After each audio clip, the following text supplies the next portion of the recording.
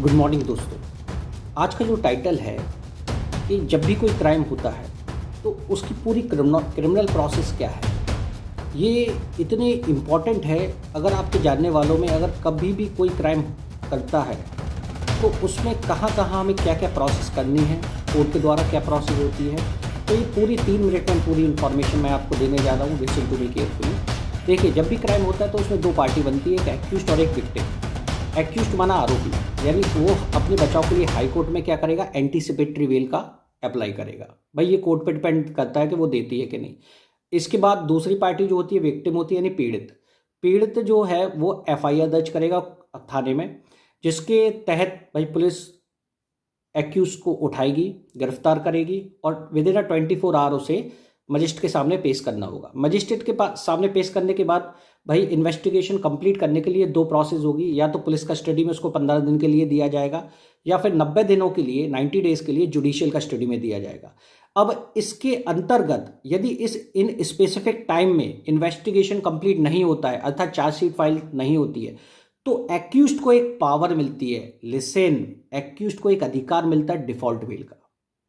और अगर investigation complete हो जाता है, यानी चार्जशीट फाइल हो जाती है, मींस ट्रायल स्टार्ट हो जाता है। अब ट्रायल में समझिए, ट्रायल एक छोटी प्रोसेस नहीं, बहुत ही लंबी प्रोसेस है।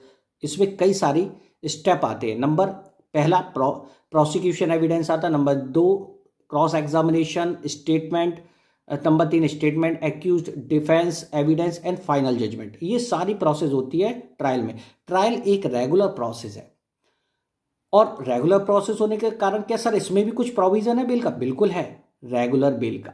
ये कोर्ट पे डिपेंड करते हैं, आपका नेचर को देख के, एक्यूज्ड के ऑफेंस को देख के, और कि वो सोसाइटी के लिए हार्मफुल है कि नहीं, इसको देख के वो दे भी सकता और नहीं भी दे सकता। नहीं दे सकता तो क्या दे सकता है, एक शॉर्ट टर्म के लिए एक इंटरिम बेल का भी प्रोविजन है।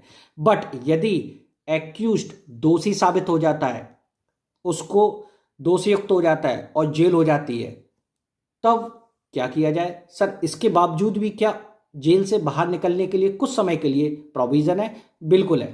2 प्रोविजन अभी भी है। पहला पैरोल मींस इमरजेंसी लीव, दूसरा फरलॉ मींस पीरियोडिक लीव। सर फरलॉ में आपको एक रूटीन छुट्टी मिल जाती है रिफॉर्म के लिए, और दूसरा आपका पैरोल में इमरजेंसी लीव मिलती है। इमरजेंसी लीव जैसे आपके यहाँ किसी की डेथ हो गई हो, किसी की शादी है, या बहुत ही कोई बीमार है, इमरजेंसी काम के लिए आपको लीव मिल सकती है एक फिक्स समय के लिए। तो ये पूरी प्रोसेस थी 3 मिनट में। मैंने कब, ये आप समझिए 3 मिनट की प्रोसेस जब भी किसी के साथ क्राइम होता है तो उसके लिए बहुत ही इंपॉर्टेंट है। इसको आप दिमाग में रखिए। अच्छी लगे तो शेयर करिए। Thank you.